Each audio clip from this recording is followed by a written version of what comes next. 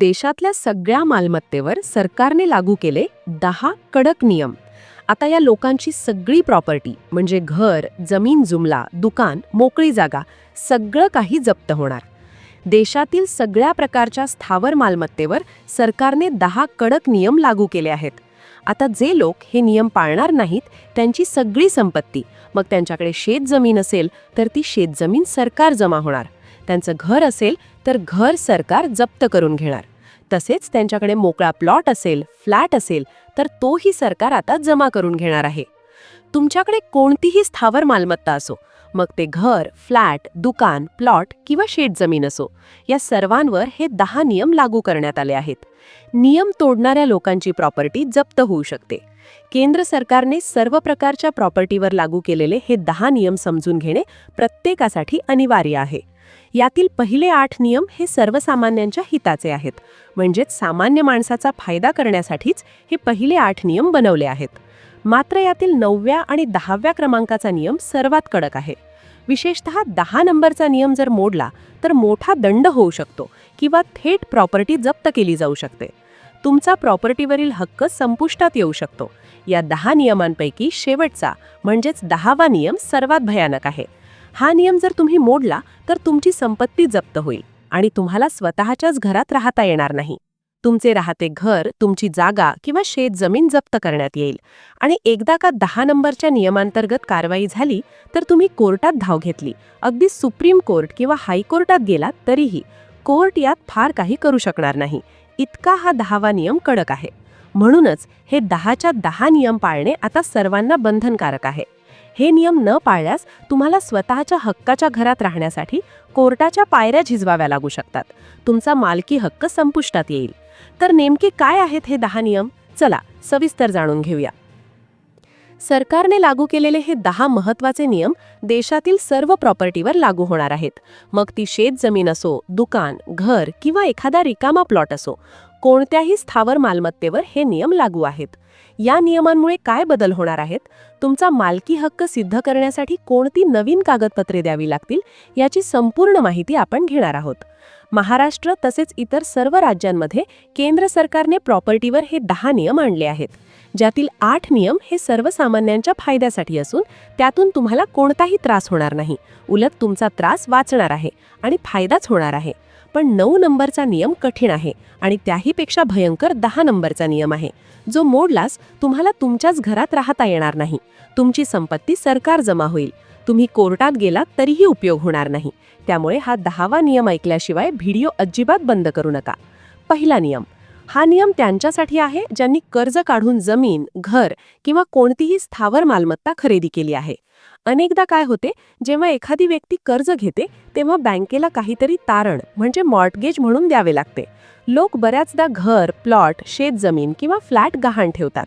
पण जेव्हा ती व्यक्ती वेळेवर कर्ज फेडू शकत नाही तेव्हा तारण ठेवलेल्या मालमत्तेवर जप्ती येते.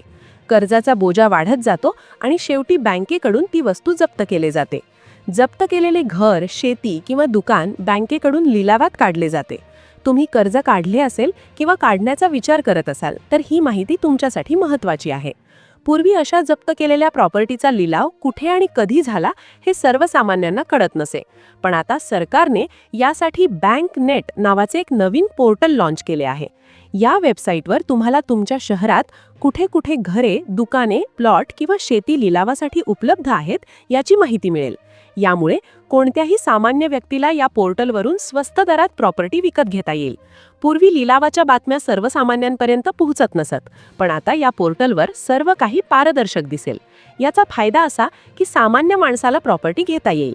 पण ज्यांची प्रॉपर्टी जप्त झाली आहे त्यांची चिंता वाढणार आहे, कारण ऑनलाईन सिस्टीममुळे लिलाव लवकर होईल आणि प्रॉपर्टी झटपट विकली जाईल.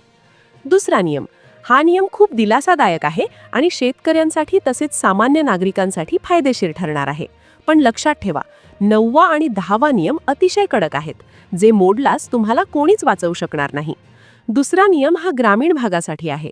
ग्रामीण भागात शेतीवरून किंवा जमिनीवरून खूप वाद होतात.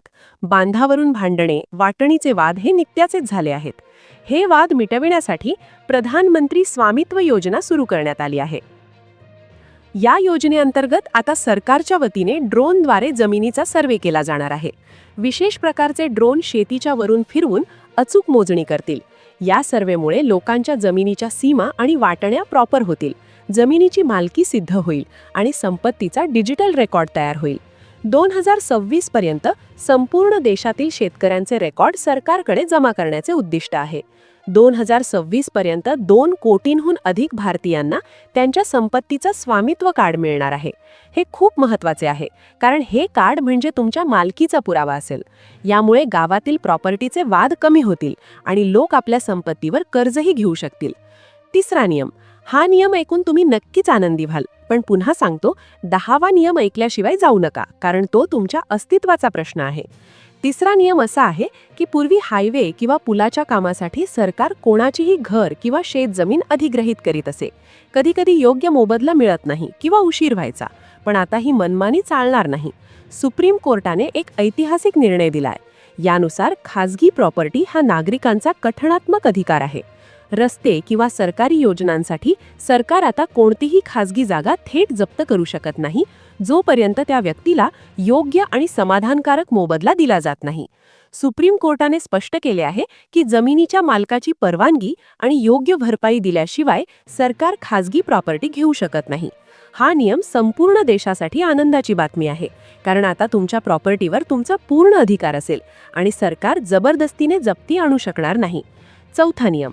हा नियम थोडा कडक आहे आणि इथे तुम्हाला एक काम तातडीने करावे लागेल. इथून पुढचे नियम थोडे कडक होत जातील आणि 10वा नियम तर सर्वात गंभीर आहे. चौथा नियम असा आहे की आता तुम्हाला तुमच्या आधार कार्डला तुमच्या सर्व संपत्तीची माहिती लिंक करणे अनिवार्य होऊ शकते. अनेक राज्यांमध्ये संपत्तीचा डेटा आधारशी जोडण्याचे काम सुरू झाले आहे.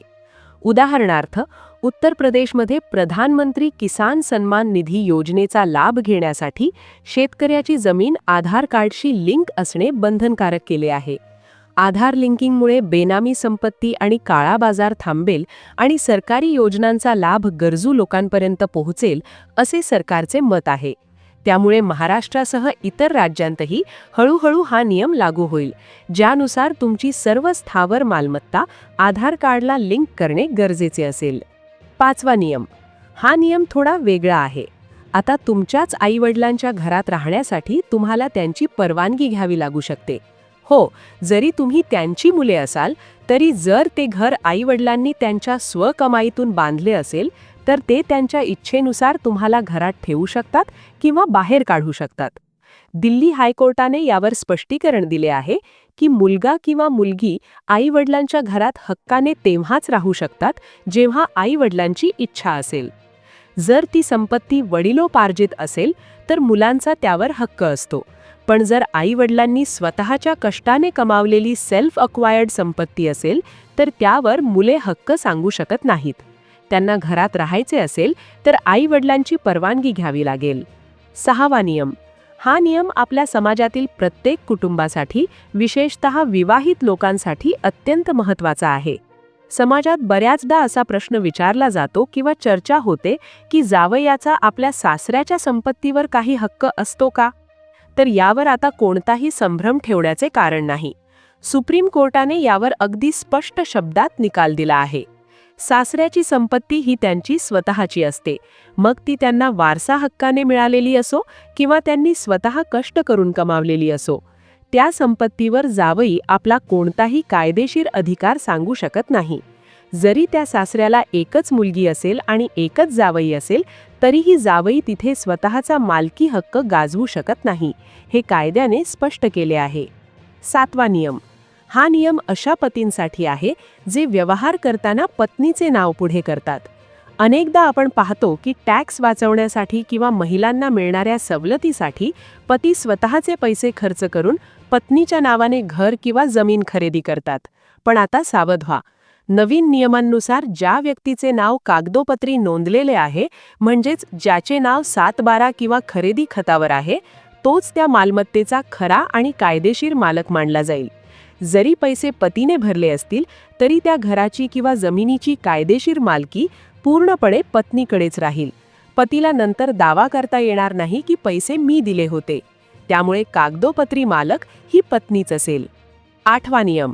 हा नियम सामाजिक बदलाचा स्वीकार करणारा आहे आणि ज्यांनी मूल दत्तक घेतले आहे त्यांच्यासाठी खूप महत्त्वाचा आहे.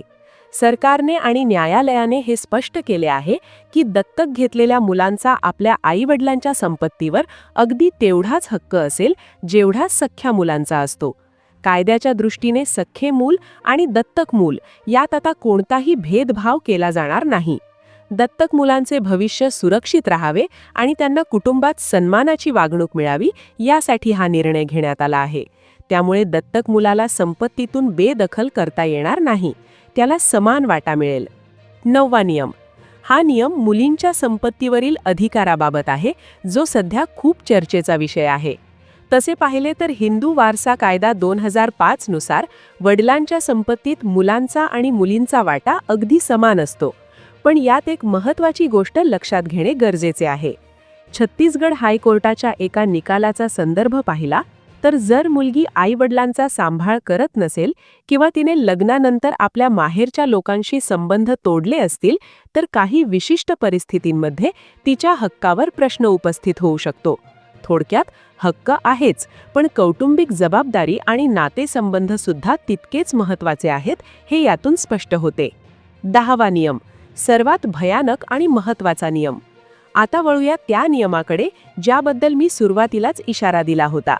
हा नियम थेट ज्येष्ठ नागरिक आणि पालक पालनपोषण कायद्याशी जोडलेला आहे आणि तो प्रत्येकाने गांभीर्याने घेणे गरजेचे आहे.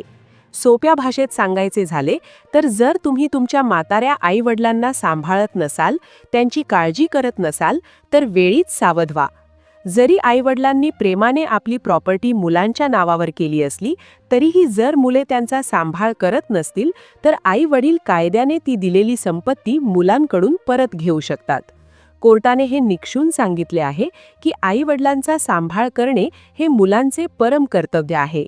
जर तुम्ही हे कर्तव्य पाळले नाही तर त्या संपत्तीवर तुमचा कोणताही हक्क राहणार नाही. ती पुन्हा आईवडिलांच्या नावावर होईल आणि तुम्हाला रिकाम्या हातांनी राहावे लागेल.